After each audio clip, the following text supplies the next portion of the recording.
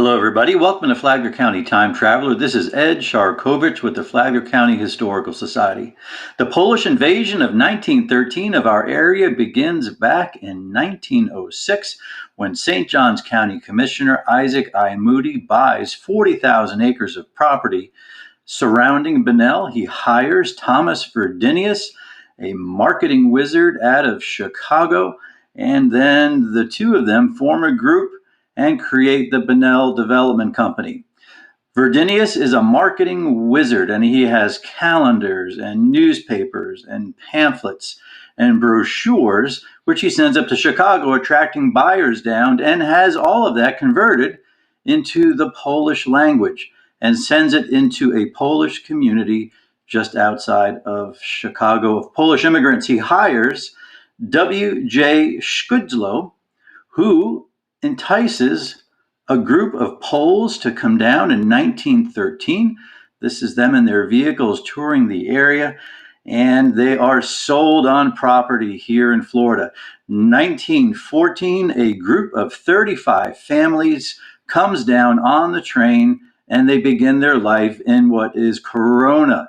Korona means the crown in Polish language, and the first thing that they do in 1914 is build a church, and this is a photo of the first mass held there. Then life goes, it grows. This is Barney Trojanowski's White Eagle Hotel, dance hall, grocery store, and this group of Polish people begin their lives. The church still stands today. It is just off of US 1 on Old Dixie Highway. It's a beautiful building. There's a marker that's placed to the left of the front entry that talks about the fact that this was built by Polish immigrants. And then January 25th, 2024, it was placed on the National Register of Historic Places. To the left of the building is a St. Christopher shrine. We're going to see it here in a second as we pan left from the church itself. Since this entire community was just off of the Old Dixie Highway, which came through our area in 1916, 1915, somewhere around there, and then US 1 came through 1926. This shrine was built to protect travelers as they traveled throughout the state. This whole thing about Korona being a first Polish community in the state of Florida is entirely interesting to me. My great-grandparents came over from Poland. These are some of the names that are in my family tree, including the last one, Prokop, which actually appears in a census from Korona. Taking a walk around St. Mary's Cemetery, which is just to the south and to the west of the church, you can walk around and take a look at some of the last names of the people that came down and settled the area. Looking at the dates of birth and the dates of passing, you can determine who it was that began their life here out of Chicago. A lot of the earlier dates of birth, going back to the 1880s and 1890s, without a doubt, they would have been some of the ones that came down on the train to establish their life. And then, of course, the following generations, being born in the 1920s and 30s, would have been the children, and the descendants just continue on and on and on. One of the special things about any cemetery in Flagler County is that it is not only the final resting place deserving respect for the people that are interred there, but these are also historic sites. Each one of these names and dates, for those that are veterans, tells the story of a life lived in Flagler County.